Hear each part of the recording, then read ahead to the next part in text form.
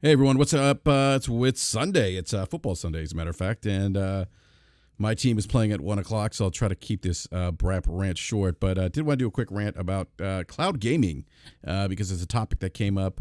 Well, actually, I should say it's a topic that came up. It's been a conversation piece in part because of Google announcing that they will be putting Stadia to rest on January 18th of 2023. Although they'll still continue to support gaming, they just won't have Stadia as a platform any longer. So that has certainly,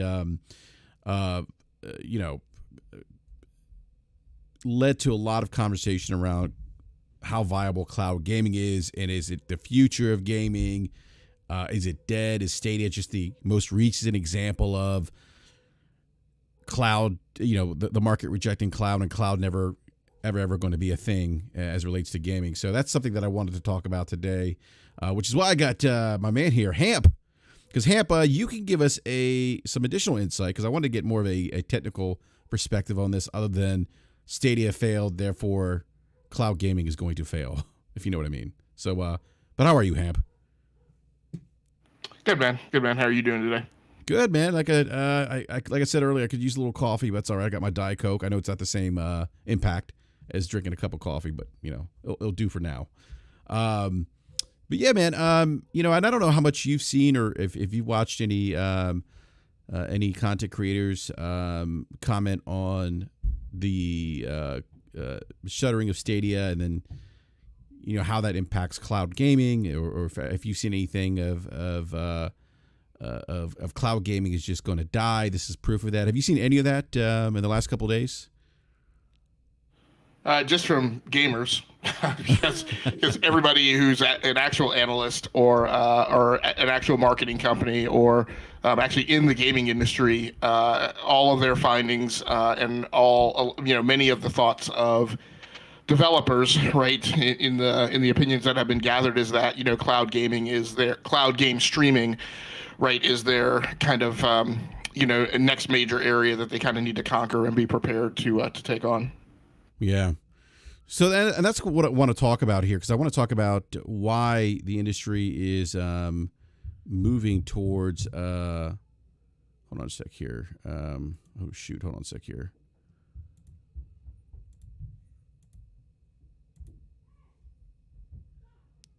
All right. I don't think.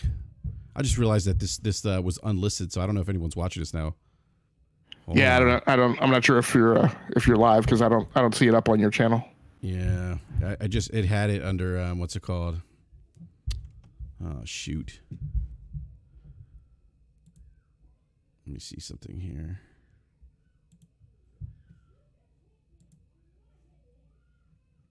Yeah, I don't know.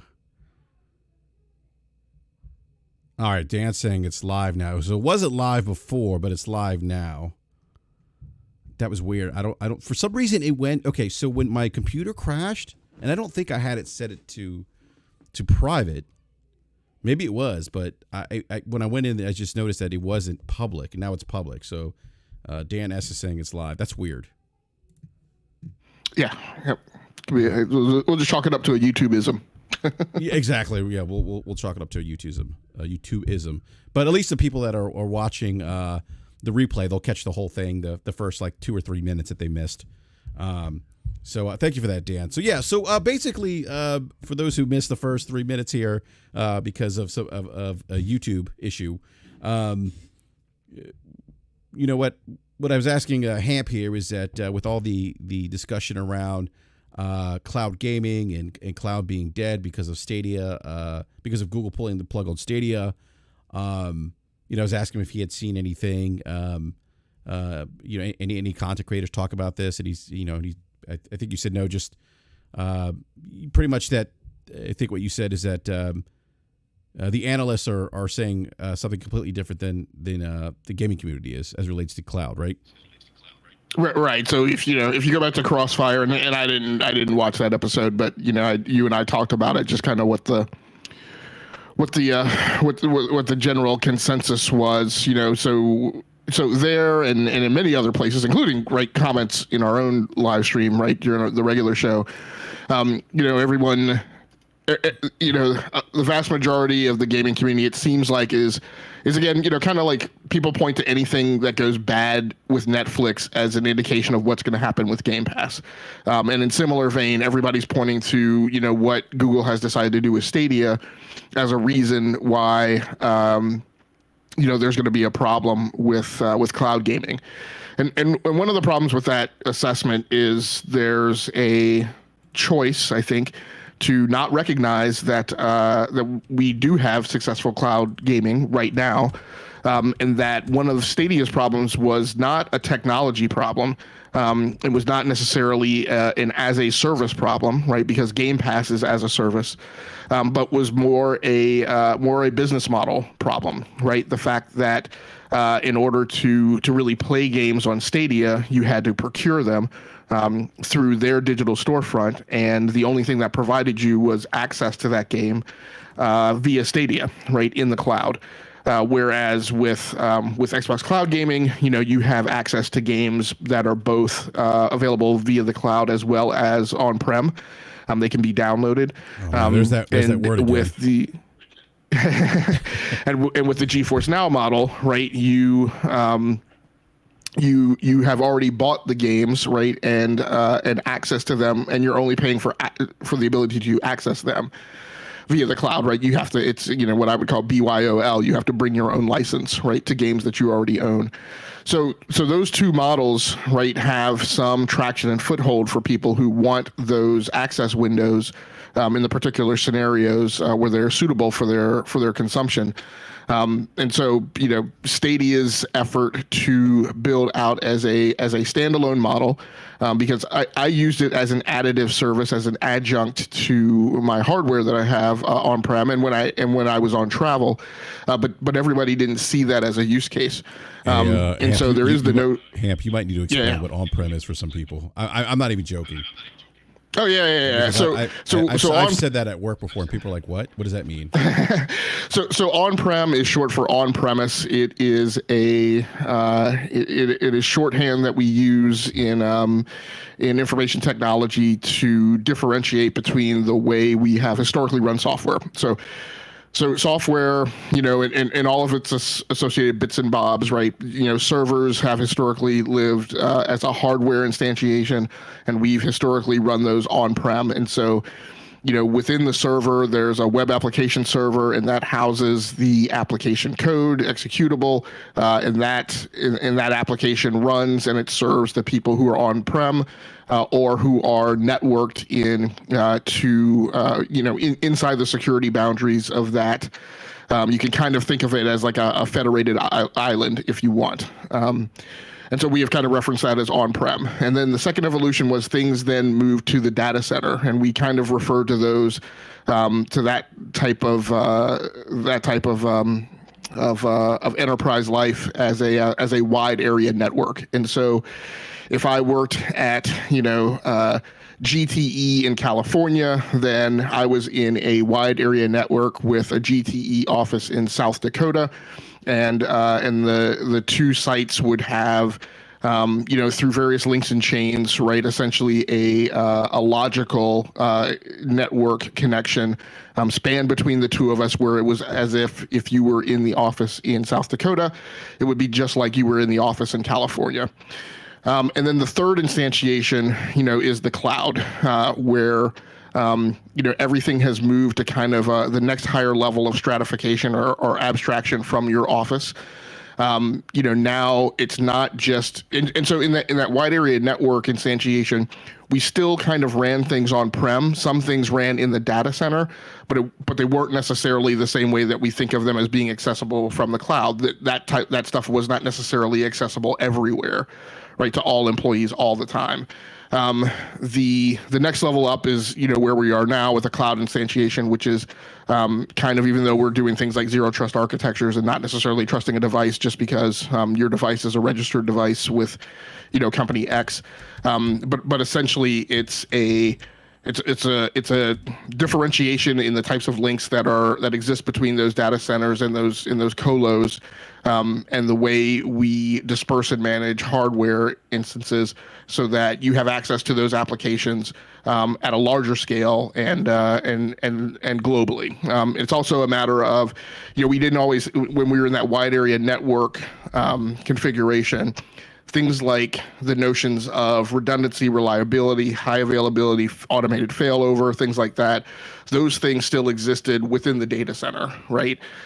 Whereas with cloud, I can take a virtual private cloud or a VPC, I can span it across multiple what we call availability zones, and I can have reliability and high availability and failover across two different geographic locations, even though digitally they're all kind of the same fabric.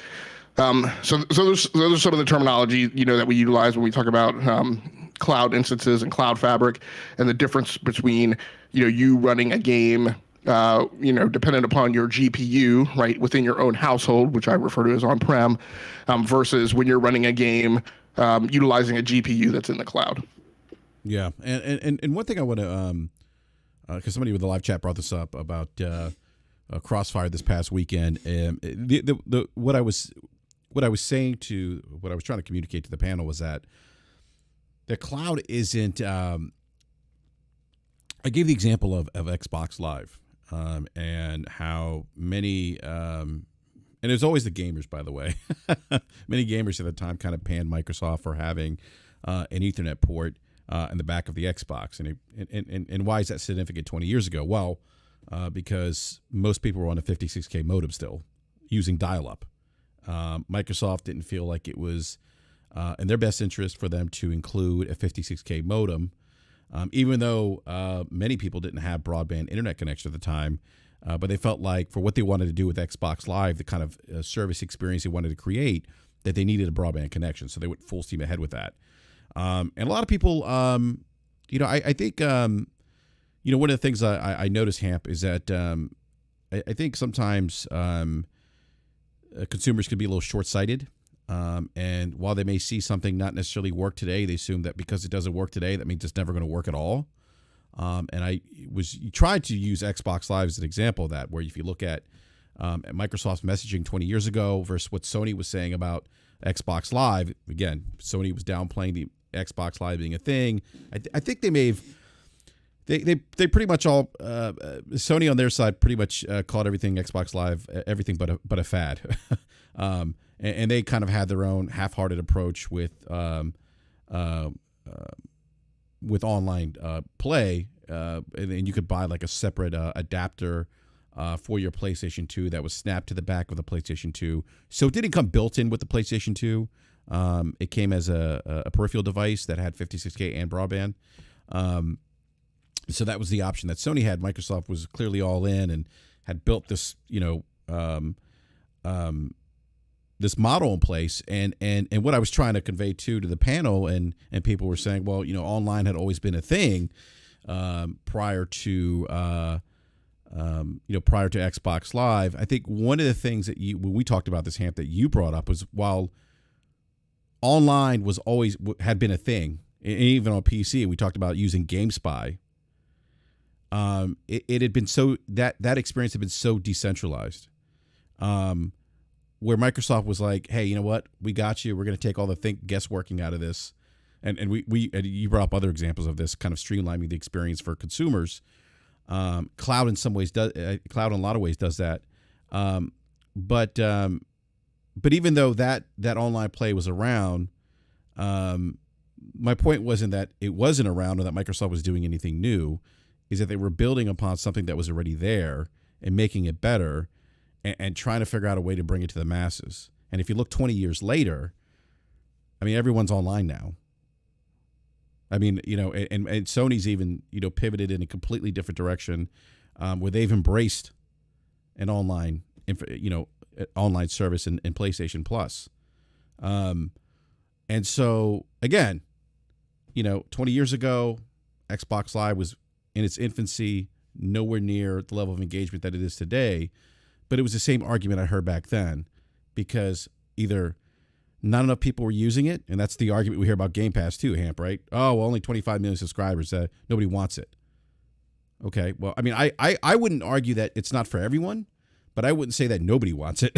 And I wouldn't have an expectation that 70% of the install base would have adopted to Game Pass anyway. Not right off the break, considering how many years we are into the service and things like that. But anyhow, so that was kind of my point. Like I was trying to draw parallels, and I brought up the mobile market too,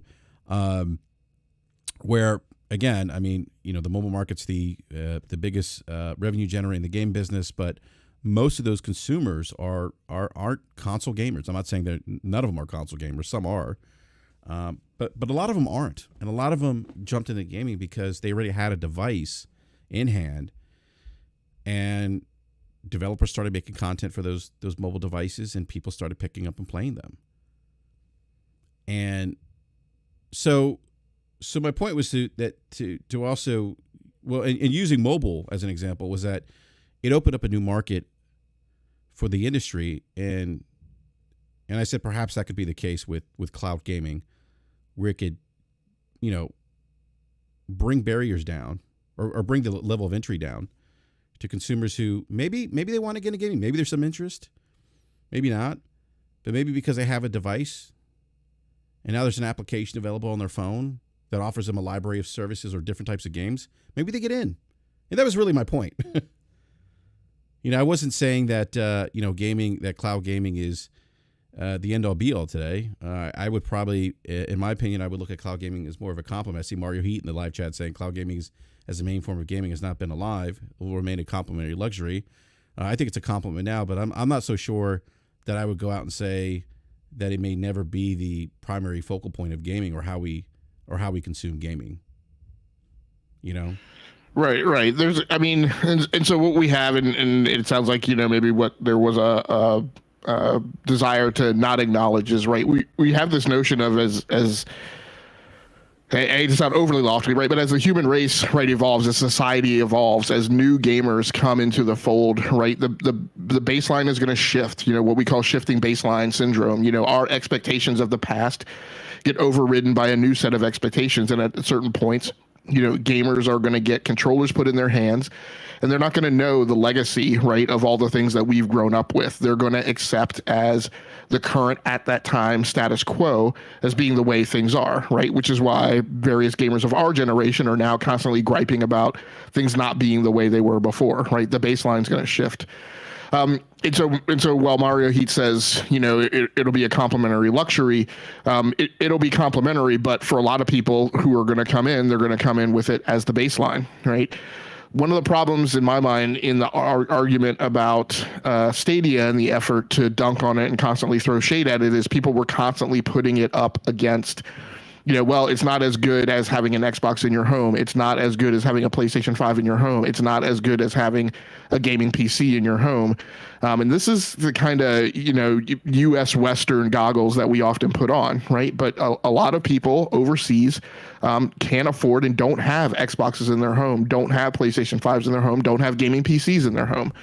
And so, gaming over the cloud in countries that do have a far more robust wireless infrastructure, because that's how they're forced to survive. I think I mentioned this on the show before, because the expense of digging fiber right in a trench to the home is far more exorbitant in those countries, right? But they will put cell phone towers in the ground and have that blanket an area with cellular with wireless signals. And so it's just the fact of the matter that data is consumed, entertainment is consumed, things are consumed in much more different ways than they are in the U.S. Over in a lot of East Asian countries, having TV enabled on your phone was a standard, right, for a very long time. And that was something that on U.S. phones is just not really a thing, right? But it's how they consumed television in many ways on smaller devices, because people didn't have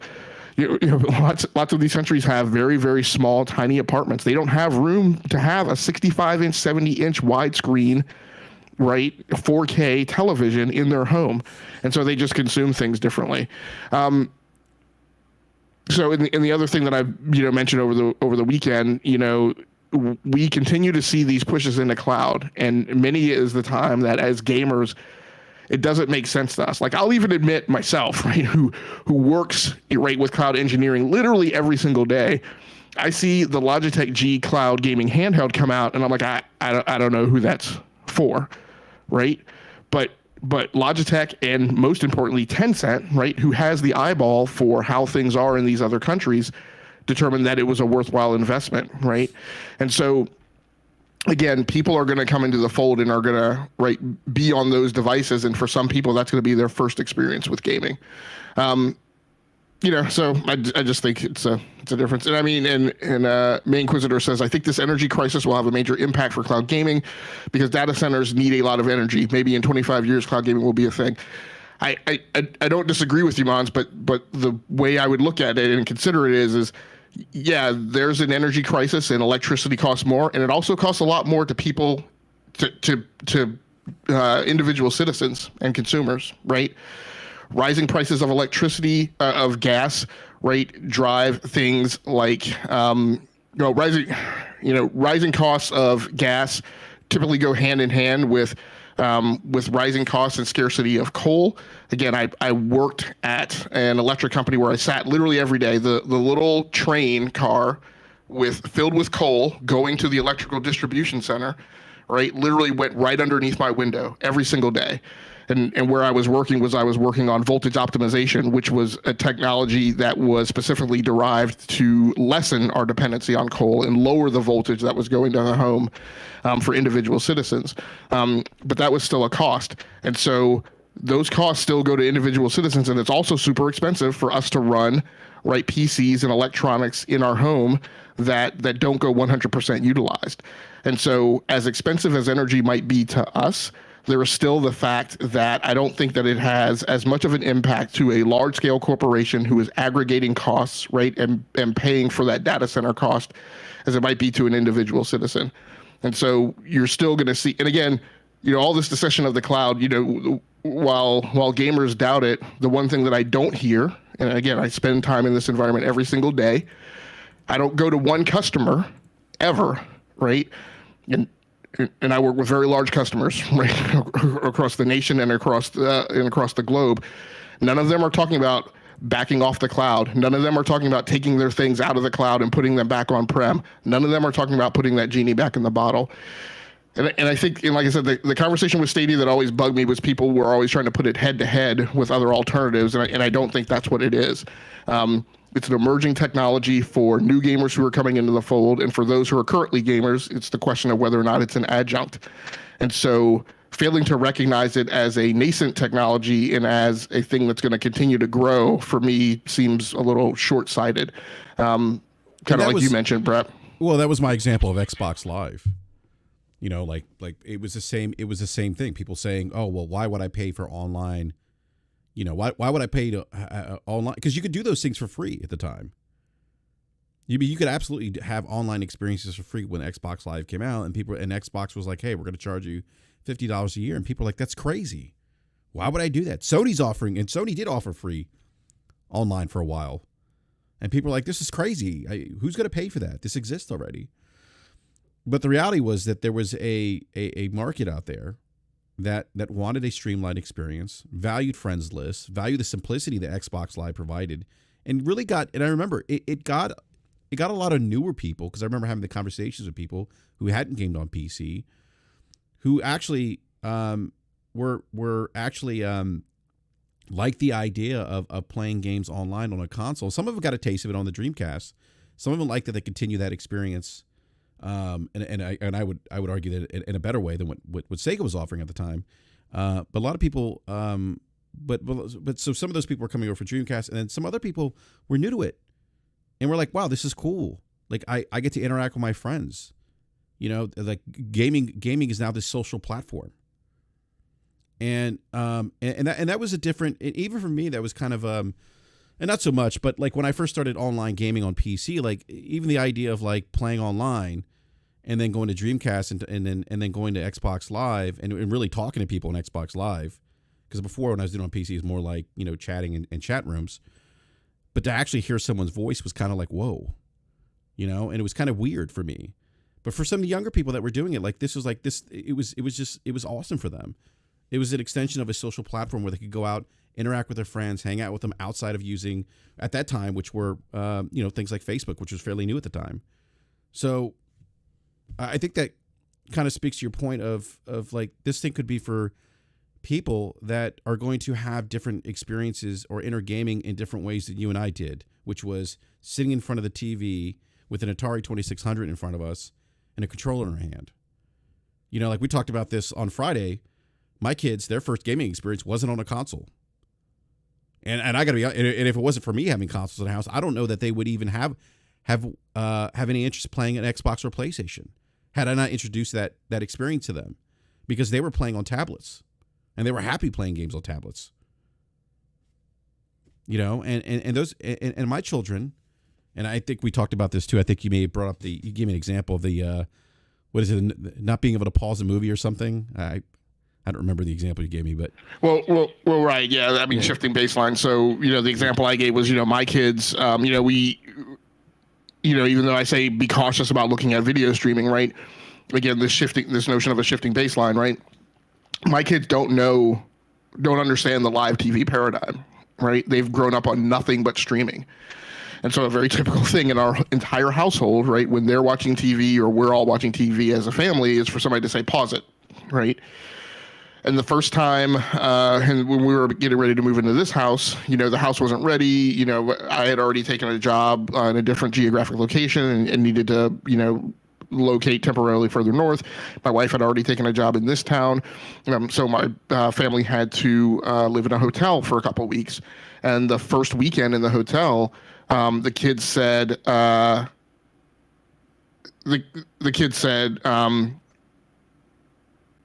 hey, pause it. I need to go use the restroom, right? The oldest kid. And I was like, you can't pause it, right? It's a live broadcast, right? You're just going to miss part of the show, right? And the kids flipped out, right? Because they just didn't get and understand that paradigm. So again, this is where I go back to, some people are going to, as cloud gaming pushes out, new gamers are going to come into the fold. That's what they're going to know. There's going to be a market for it overseas. And that's going to be the paradigm, right? I mean, other paradigms are going to continue to exist. It seems like there's this fear and concern that by saying, hey, cloud gaming is going to continue to exist just like it did when it started, 10, 15 years ago or whatever. It seems like people react as if that's a threat and they're going to lose their current ways of gaming. But that's not what anybody's saying. Everybody, all I'm saying is that it's a technology that's going to continue, that it's seen growth, it's going to continue to see growth, and eventually it's going to get to a point where it runs alongside other methods of delivery for gaming. Yeah. Well, I mean, it's already here. I mean, like you said, it's it's either through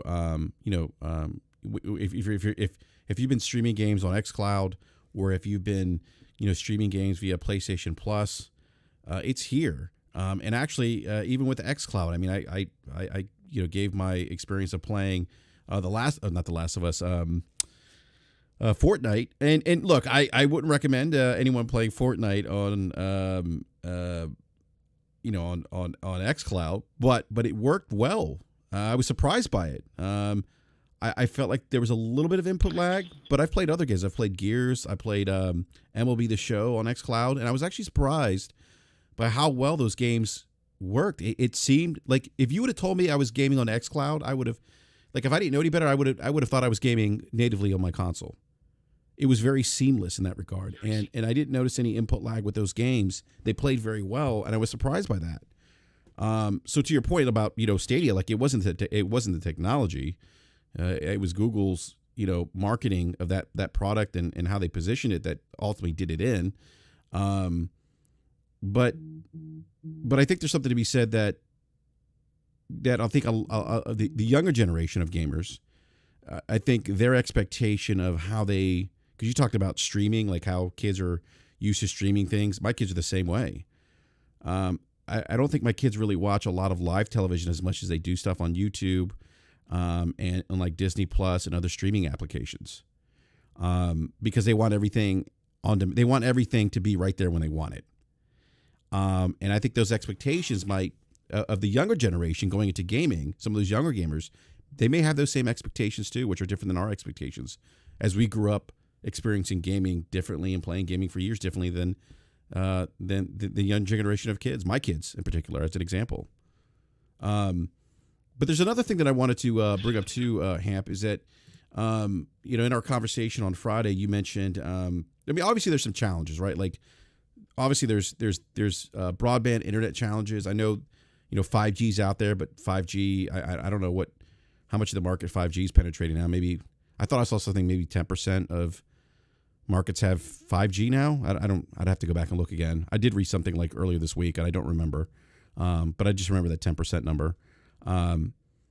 But are some of those challenges you think going to be addressed in terms of, because that's the thing, like, you got to have a good connection. And even if you're gaming using on your phone, 5G would be the most optimal connection to have. Do you see improvements in that area? Yeah, so I think there are a few challenges, in that regard, and I'll mention a thing that Albert G's put a comment in the chat that says cloud gaming at home isn't the same as gaming out in public. That's not what cloud gaming is made for. It's made to be used out and about. So I understand your perspective. I don't agree with it. That's voiced as an absolute, and I don't think that there's any business venture or technology that's fielded for one use case. And obviously getting to those gamers who are out and about and outside the home is an extension, and it's better. But when you look at the requirements and the specs for Stadia, that was not a technology that was engineered for you to be out and about on your phone as a primary use case, because the requirements were largely oriented around infrastructure that and connectivity that you would have available in your home. So I just don't agree with your perspective, although I understand why you would have it. So 5G is a step in the right direction. It needs greater outgrowth, even in the United States. There are a couple of different technologies. It follows the same kind of energy propagation problems that we have with any communications technology, which is the more powerful you tend to make a signal, the shorter of a range it tends to have. And so you have I don't remember them exactly by their terminology, but you have two primary technologies that differ that companies are putting out. I think it's millimeter wave technology, which I think is primarily Verizon's shtick, where it's great at very short ranges. The other thing is typically the higher energy signal, it is the less building penetration it tends to have. And so you can have a pretty powerful signal within a pretty small footprint, but then its building penetration also isn't going to be as great. And by the way, so there are still different. Hamp, real quick, yeah, go ahead. You're right. Verizon's using the high band, what they call high band 5G. Yep. And then there are some other bands that are lower frequency, and that gives you slightly greater range and better building penetration. Yeah, they cover more. Yeah. So they have those challenges. And then you have the business model challenges, right? You have the problems with the fact that the cell phone companies tend to want to charge higher rates, right, for those services. You have the need for those technologies to be incorporated into phones, and that's taken us a couple of generations of phone releases. And obviously we are probably already at the midpoint cycle where there's going to be discussion of 6G. And then you're going to kind of go back right into the whole thing again. So a lot of that has been problematic. Even at the home, right, we've seen Comcast is kind of really just getting to a point where they're rolling out technologies that are kind of in parity with Fios. Fios is a great technology, but it doesn't have a very wide deployment footprint right within the United States. No. You have other attempts at bringing fiber to the home Fios, that are coming online. I'm sorry, go ahead, Brett. I don't even have a choice to get Fios, man. It's frustrating. My only choice is Comcast here, and there are parts of the county that I live in that have Verizon, but I'm a little of a more rural area, if you will, and so Comcast is the only option, and we just got 2 gig downloads here in the area, which I'm not upgrading to, but right. But you have Comcast trying to roll out. You have Comcast trying to roll out a technology that overcomes a historic problem that you've had with cable, where where DSL and fiber were an asynchronous signal, and so that's why Fios has the ability to have bandwidth that's relatively the same for uploads and downloads. But cable has historically been oriented around a synchronous signal technology, and that's why you have things like, you might, maybe you're subscribed to have, 500 megabits per second coming to your home, right? But if everyone is on cable on your neighborhood hub and everybody's online, then your total available bandwidth, right, is reduced, right? Whereas you don't have that problem historically on ADSL and Fios. So you have challenges like that too, right, that are in the air. So there are attempts that are being made by adjacent industries that cloud game streaming has dependencies on, that are coming along, and so that's a thing that's also needed to make that really a viable thing. I think going back to, I think it was, Mario Heat's comment, right? Again, all of this are the types of things that will prevent cloud game streaming from being the primary methodology of consumption, and a really at parity level competitive methodology of delivering games for most people. So that's true. And so, during that time, right, while infrastructure is being built out, while other technologies are coming into play. I mean, just in the last 5 years, right, we've seen, efforts to implement this thing called command streaming, which reduces some of the dependency on GPUs in the cloud, and transfers processing, back to client-side graphics processing, even though the game itself is being delivered over the cloud. I don't really know that I know. I mean, that's a thing, right? And maybe makes streaming certain games a possibility for people who are on older GPUs, and may not just want to upgrade. But at the end of the day, I don't know that that's that great. I think there's much more hope in NVIDIA's rollout of the Omniverse and its GDN, its graphics delivery network, which is analogous to what we have historically had, where video game streaming companies deliver video to what I'll call the common internet, by using higher speed, higher bandwidth connections and roadways and network roadways that are on a CDN or a content delivery network. And then what I would hope to see over time is utilization of that GDN potentially for cloud game streaming, but more importantly for them to also develop technologies that allow the utilization of GPUs over a distance, right? And so, the current methodology for cloud game streaming is that, if you're running a instance of a game, right, you're basically running an instance of a game in a VM, in a virtual machine, or in a container, and that is dependent upon a GPU being allocated to run that game, right? As far as I know, cloud game streaming does not operate in a software methodology that allows GPU aggregation and concentration. So I can't take three RTX 3060s and service 7 customers, right? I still have to have a GPU per customer connected as a resource to a VM or a container. So I think that's one thing that hopefully they're working on in the future that may make cloud game streaming much more feasible. It actually just answered a question I was going to ask you about some of the investments, technological investments that some of these companies are making. You just mentioned NVIDIA, and they did actually talk about this at their last event where they unveiled the 4090, 4080 RTX GPUs, but they did talk about this. And that investment that they're doing, and you think that investment could pay or maybe help with cloud gaming then, right? I mean, it's got to trickle down. I definitely expect, this is one of the things I mentioned as one of the challenges of cloud game streaming, right? The first primary customers for those GPUs in the cloud are going to be enterprises with very deep pockets, with higher paying customers who need those GPUs for AI, ML, NLP, and image processing. And they're going to get, first right of refusal right to those GPUs. But eventually over time, I would expect that the GDN would be built out more and more, that they'll get, be backed by more and more GPUs in the cloud.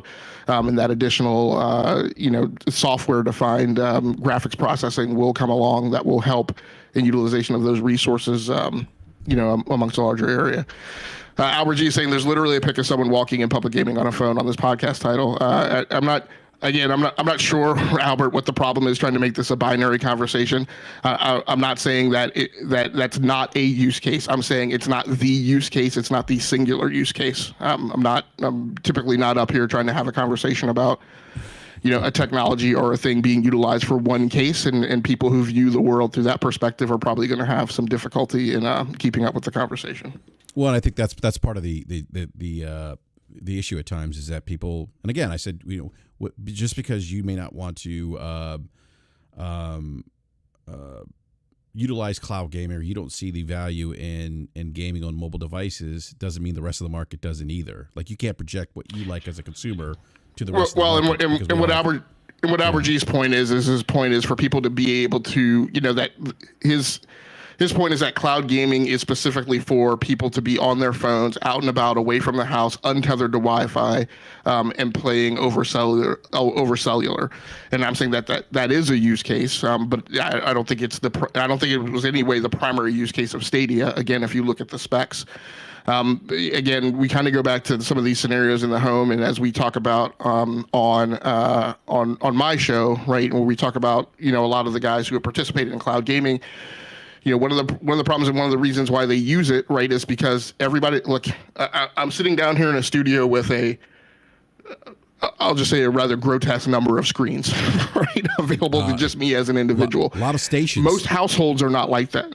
No, I don't know anyone's house. By the way, Hamp, I don't know anyone's household that's like that. Right. But a lot of households don't have.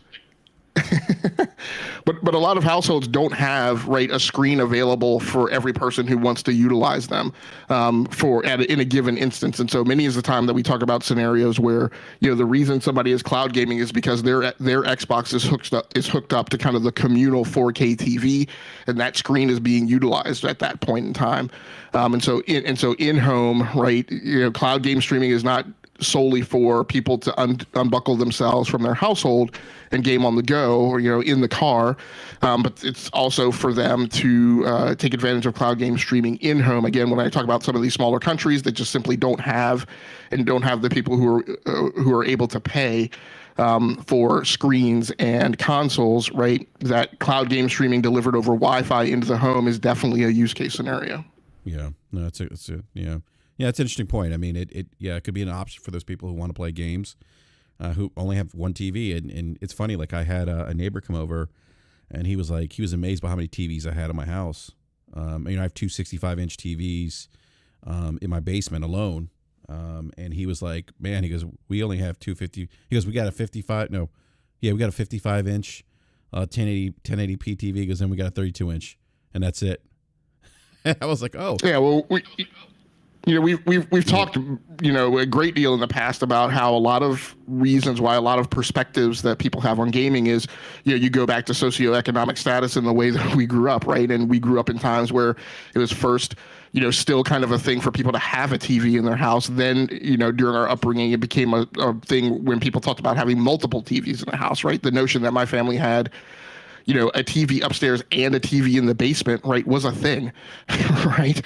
Yeah. And now that these TVs are 4K, large screen, yada, yada, yada, it's still a thing when people have a certain number. So Albert Cheese says, y'all don't think cloud gaming can bring down the potential high quality of games?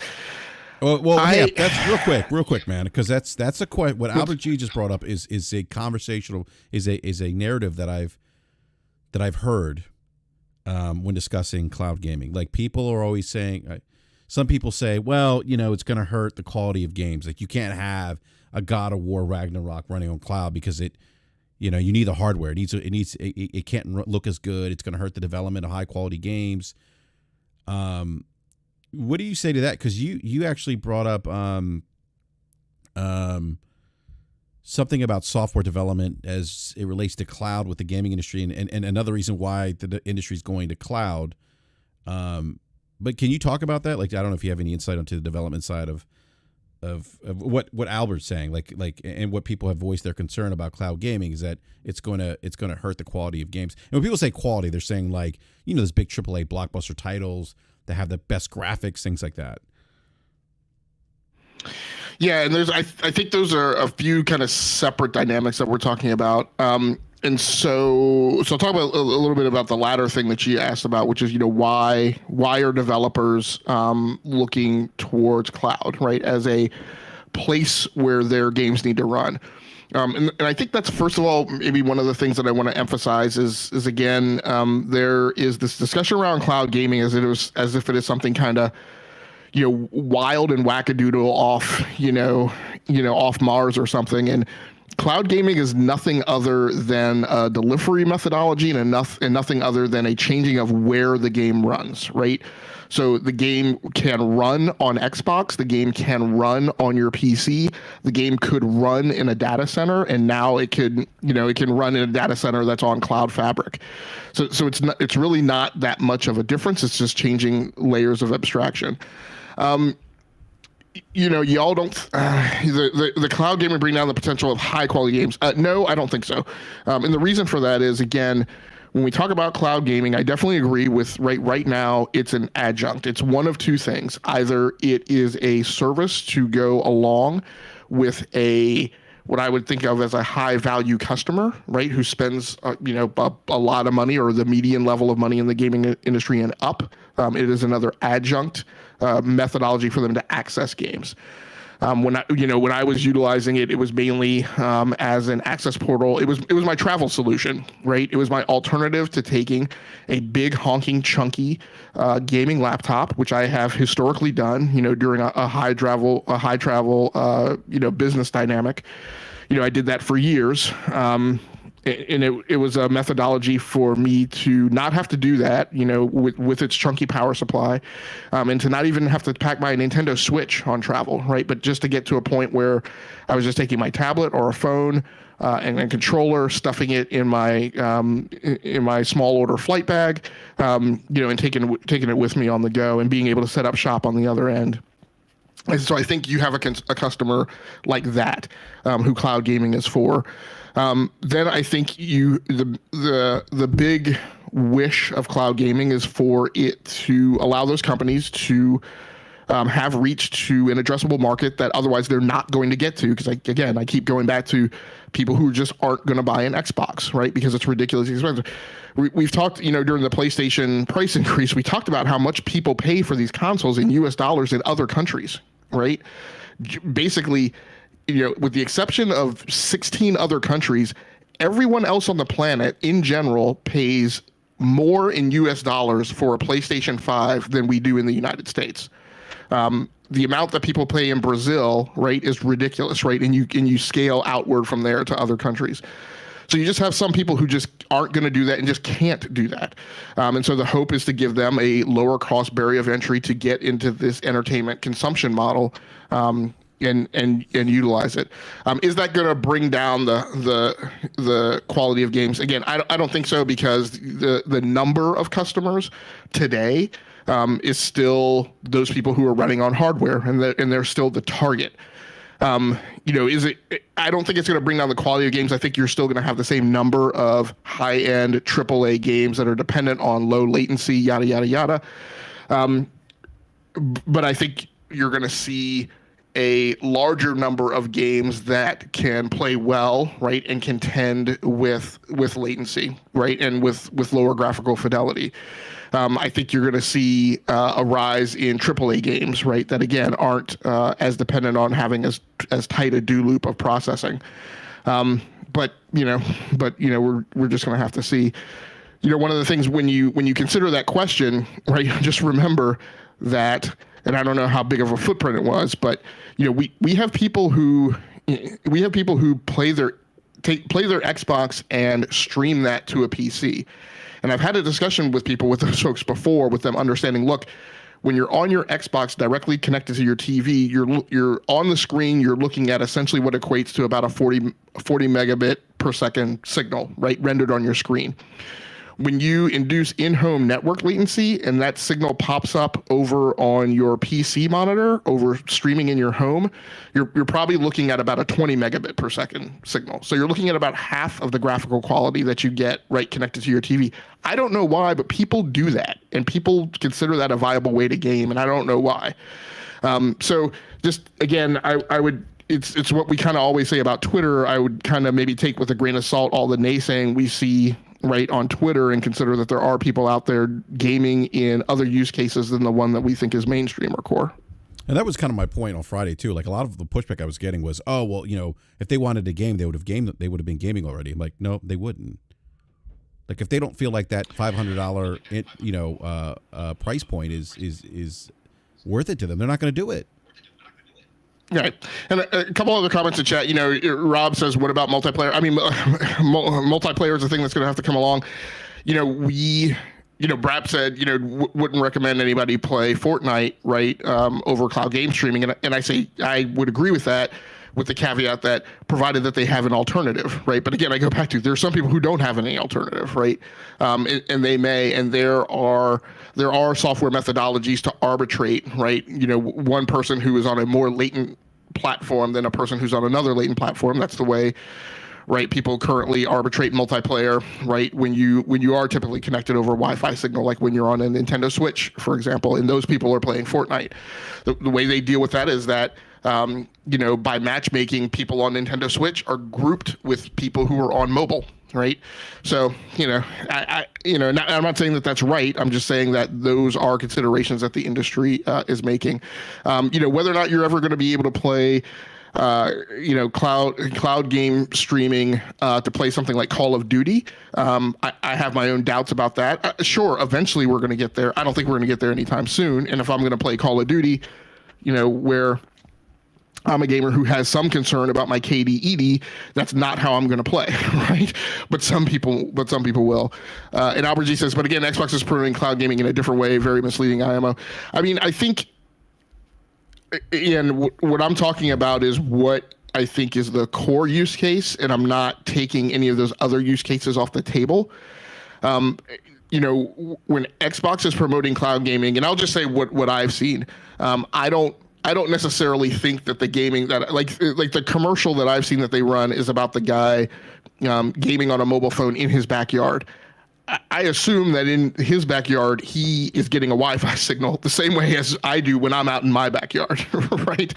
So I didn't necessarily take, now if I see a commercial with a person playing, cloud game streaming, Xbox cloud gaming on the subway, right, then that's a different thing. But, I don't know. I'm looking at it as a thing that can service multiple use cases.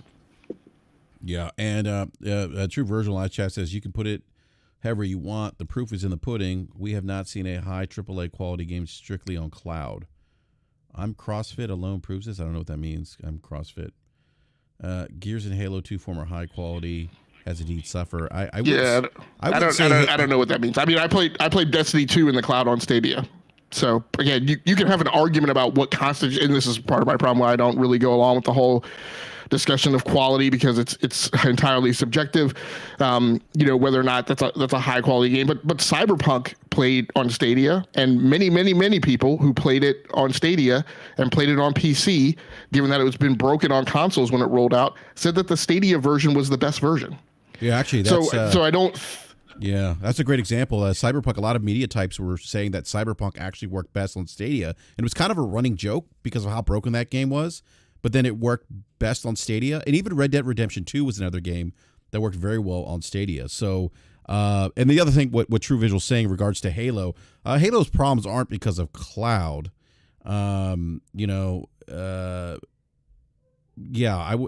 more of a development problem. I don't know what you mean by Gears suffering. I don't know if you're saying it suffered because of cloud. I don't disagree. I don't agree with that. I think Gears, for me at least, and if you want to say quality in terms of graphics, is that your benchmark of quality? I think that game looks really good. My issues with Gears. He's saying the input lag on Stadia is horrible, and I have 1,000 megabits per second. Again, Virgil, and again, this is part of my problem with this technology, right? With Stadia in general. I didn't have that problem. I'm also on a 1 gigabit per second connection, but I also have my internal Wi-Fi network tuned a specific way, right, to make sure that at various endpoints, right, I get the best bandwidth. I also play Stadia in my home over Ethernet, right? So it gets delivered to me over broadband, and I play with it on a wired connection. I had no problems playing it in my home. But again, it's when somebody says, their experience was bad, it's highly dependent upon how they're doing it, right? Even with some of the people who are trying out various cloud services right in their home were doing that over Wi-Fi, and they were doing over multiple Wi-Fi jumps, right? So it's Wi-Fi to a relay station it's Wi-Fi to from a router to a relay station to get the range within their home, and then they were complaining about having latency. And I'm like, well, you're 2 nodal hops away within your own LAN environment, right? Obviously, there's going to be an impact. And again, that's not to say that the service works great. It's just how people use it. No, what I'm saying is that everything has to come along, both people's level of understanding and how it gets delivered and how it's used, as well as the companies that are delivering it and everything that's in between. Not just Google, right, but all of the network infrastructure in between, and all the people who are provisioning, and all the people who are or are not prioritizing that traffic. Yeah, we need to talk about your what you're doing with your Wi-Fi network, by the way. How you tuned it? 'Cause I need to figure this out. Yeah, and no, but those are those are some of the and look, and I appreciate the the commentary here in the live chat, because these are some of the comments that I'm seeing from gamers as relates to quality and cloud. There seems to be this thing that quality can't exist on cloud, and again, we have some examples where you've had games like Cyberpunk play well via cloud. So, I mean, and Cyberpunk's a very demanding game. I mean, hell, it's demanding on even on my computer, man. I'm running like high settings, ray tracing ultra, and I've got DLSS ultra performance mode on.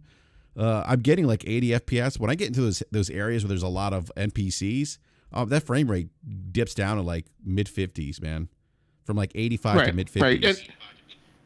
And another thing the chat here should understand, right? Look, if you've got a gaming PC and you've got an Xbox and you've got all these whiz-bang doodads at your disposal, we're not up here saying, hey, drop all that and go cloud game streaming. It works just as well. No, we're not saying that. As we always say, if you have your preferences, then just stay on your console, right? Nobody's saying that, hey, in a generation, all this stuff is going to go away, so get used to cloud game streaming because that's the way it's going to be. Nobody's saying that. What we're saying is that there is yet another alternative and another access pathway to playing games that for some people is going to be more suitable than playing it the way that you play. And all we're saying is for people to have an open mind and consider that makes that a viable choice for some, and to not be closed-minded and say that, oh, well, it doesn't work for me and it's not preferential to me or the people in my immediate circle.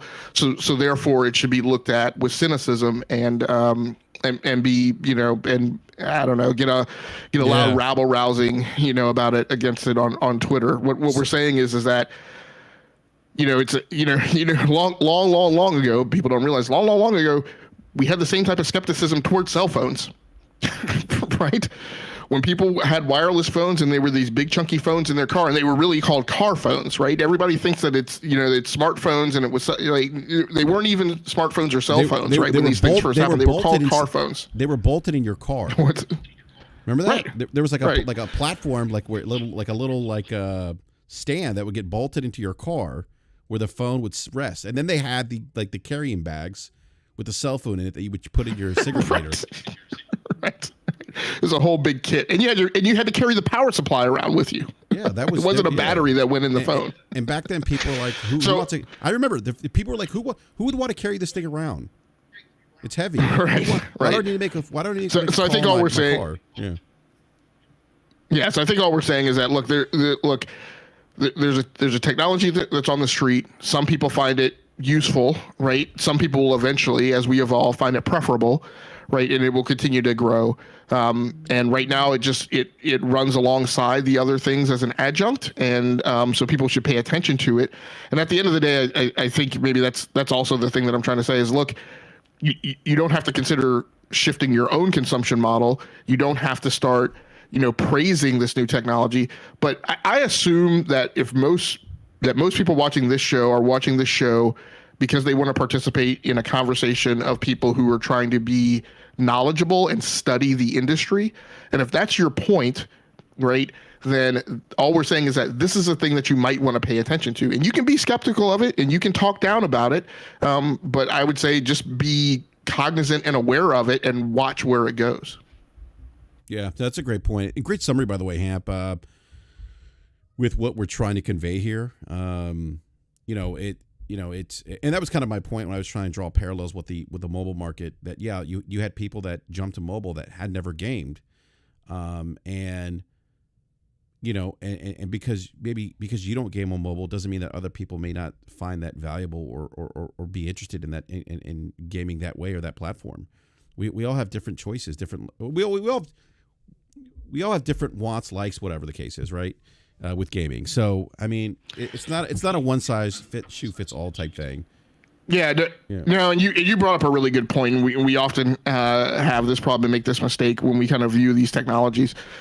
Viewing cloud gaming streaming much more so as a way for mobile gaming to move up the value chain than looking at it as it being a matter of console gaming and PC gaming moving down the value chain is a much different perspective. Because I think, my personal perspective of what the business impetus is behind cloud game streaming is much more so about taking gamers who game on mobile platforms and giving them better experiences than it is about taking console gamers and PC gamers and trying to push them to give them worse experiences. Exactly. And I absolutely agree with what Cryptopsy said. If you are going to game on Wi-Fi or just your overall Wi-Fi network, moving to a mesh network is definitely better. That's what I have in my house over Google devices, and it is greatly improved the amount of complaining that I get about people who are on Wi-Fi on the top floor of my house.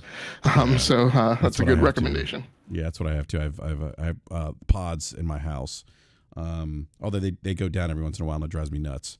But no, that's actually a great point, Hamp. Like, and that's kind of what I was trying to explain the other day too on Crossfire. Like, this thing could open up markets, in markets where people don't have the resources to spend $500 on a console, and have these devices in their hands already. Now, they are bringing the content to the hands of the consumer and saying, here it is. Right. And there's an ease of access. There's a value for convenience that people, that consumers, there's a value placed on convenience. Right. And Shadow's way of saying that's the problem, wanting people to have positive conversation over stuff they don't care about and don't like. Shadow's way, I don't care what conversation you have about it. Literally, I don't care. So again, I'm not trying to force you to go out and have them. I literally just said, I'm not telling you that you have to go out and start, crying the praises of cloud game streaming. I think the only point is we're up here having to trying to have a conversation that we hope conveys at least alternative perspectives, and maybe for some conveys some information, gives you a point of curiosity to go out and read more. To pull your own information. I think overall, at the end of the day, one of the points we always try to get across in the show is, don't listen to another person saying a thing about a thing and accept that as the gospel truth and leave it off. Right? You may just want to consume a bunch of different vectors of information and then go out and make your own decision. And if at the end of the day your decision is you still don't believe in cloud game streaming, again, that's a weird position to have. I don't really care. But if you want to be skeptical, cynical, constantly insult anybody who does cloud game streaming, I mean, that's your own choice. I don't really care. I'm not trying to make you have a positive conversation about anything. That's up to you to decide. Yeah. No. Yeah. And again, I think what we're trying to do is just offer a different perspective. There's a lot of information out there. Like if you're interested in learning about this stuff, like you do a quick Google, like I did a Google search, why gaming is going to cloud. There's a lot of articles that will pop up. You'll see a lot of the investments that are being made from the industry into cloud gaming, why it's happening. Some of the markets are trying to tap into. I think you mentioned Brazil, Hamp. The cost to buy a console is very expensive in Brazil. One of the articles I read actually cited as Africa and Latin America as two of the markets that anticipate a lot of growth in gaming, kind of like the next frontier for a lot of these companies to tap into even more of a consumer base, and some believe that cloud could do that. So I think you brought this up earlier. Like it's and I think I mentioned this on Friday too. It's not just about what's happening here in the U.S. It's also about other markets. There's other markets out there that consume gaming a little bit differently than we do. And Shadow Spade says exactly the problem. People don't care, and when people don't care, you will never get a good convo out of that. And I get that, right? That a lot of times, something is presented, people don't care about it, and so because they don't care, they are inherently caustic about it.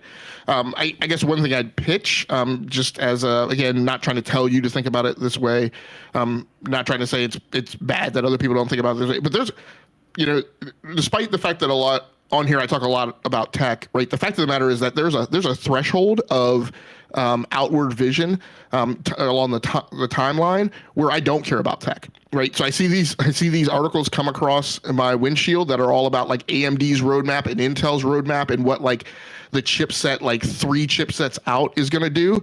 And I read it and I'm like, I don't care about this. Like, I don't care about when they're going to bump up the L3 cache, right, or the L2 cache, or I don't really care about when they're, moving the memory processor, memory controller on or off the die. Like, I see those things happening and I know they're coming, but I don't really care about them and don't pay attention to them. But only to the extent that, like, okay, at some point I know I'm going to get a new chipset and I'm going to have to pay attention. But it's, to me, it's a difference between like not caring and just saying, okay, Roger, I don't need to be concerned about that right now, versus I guess kind of what I see, like the vitriol, and I would say almost the near hatred, right? It's a very weird. I was having a conversation actually in my Discord. There's a game developer in there, and we were having a conversation about about this kind of this Luddite gamer, right? Which is a gamer who, weirdly enough, like participates in essentially an industry that is kind of based on advanced technologies, but has this very short range, veneer of where they go. Don't talk to me about X, right? Don't talk to me about like that advanced technology. Don't talk to me about ray tracing. Don't talk to me about like the next G. And I'm like, it's just kind of strange to me. Don't talk to me about gaming on Wi-Fi. Don't talk to me about mobile gaming, right? Which is the case. And it's this very kind of tightly huddled, short-range vision of not wanting anything to penetrate the bubble of a conversation that is anything outside of console. I often talk about, and I know this is going to get some hate, but I'm going to say it because it's what I think. Right? One of the weird dynamics to me is how there are some gaming fandoms that get angry when you talk bad about their platform. There are some gaming fandoms that get mad anytime you praise any other platform other than theirs. So I'm not sure if you follow that semantic difference, but that's a huge semantic difference in the way people respond, yeah. Right? And so I don't understand that mentality of that particular gaming fandom, right? That's not nobody will be throwing shade at their console, but they'll simply be raising the praises of another platform and they'll be angry. And so again, it's a matter of, things can exist and things can be out kind of in the ecosystem. People don't necessarily need to feel threatened by them. And there can be a discussion about, remaining cognizant of kind of what's going on with them and how they may or may not impact the industry, years down the road. Yeah, no, that's a great point. Well, look, Hamp, I've kept you here a little bit longer than an hour. I said this was going to be an hour, man. So, I do appreciate your time, and want to thank everyone for hanging out with us this afternoon. This was very kind of an impromptu rant. Wasn't sure if I was going to do it because I was like, I kind of want to hop on Fortnite. I got a Fortnite problem, by the way. I'm doing a second playthrough of Cyberpunk, and I'm really enjoying it more than the first playthrough. Now, I don't know if it's because I'm playing as a different. I think there's like 3 character classes. I think you can play as a corp, and then I forget what the other ones are. But I'm doing this run as a corpo, and it's I'm just enjoying this playthrough much more than the first. Although I'm not a Keanu in this game, I could probably do without. But I'm definitely enjoying it. But I do have a Fortnite problem. I just want to throw that out there. Fortnite has got its grips in me, and yeah. So anyhow, but Hamp, thank you again, man. I really appreciate your time. You guys are going live today at 9:00, right? Yeah, thereabouts. We try to make it by 8:45 p.m., but there's always something. So if we're not live at 8:45, we should be live right within 15 or 20 minutes of that. But yeah. Eastern time, Eastern U.S. time, I should say. Yeah. I always enjoy listening to your show. It's always insightful. It's a nice break from all the sensationalism, man. To be honest with you, it's the one thing I enjoy about your show. It's just gaming talk. So I appreciate that. I know it's boring for some people. It's not a show where we have a ton of arguments and a ton of you're not like pom-pomming for Peggy. one platformer. Right. No, it's a very insightful conversation with gamers. Yeah, I really enjoy it. So, again, everyone, thank you again for hanging out this afternoon. Please hit that like button if you haven't done so already. If you're new and you enjoy the content, make sure you subscribe, hit the bell notification so you're alerted when we go live. Sorry about the difficulties earlier at the start of the show. I don't know what happened. My computer crashed or froze, and then something happened with YouTube. So sorry about that. It happens, but anyhow, we'll be back. Unless some major news drops, we'll be back on Wednesday at 9 p.m. Eastern time. So until then, everyone enjoy the rest of the weekend, and we'll see you then.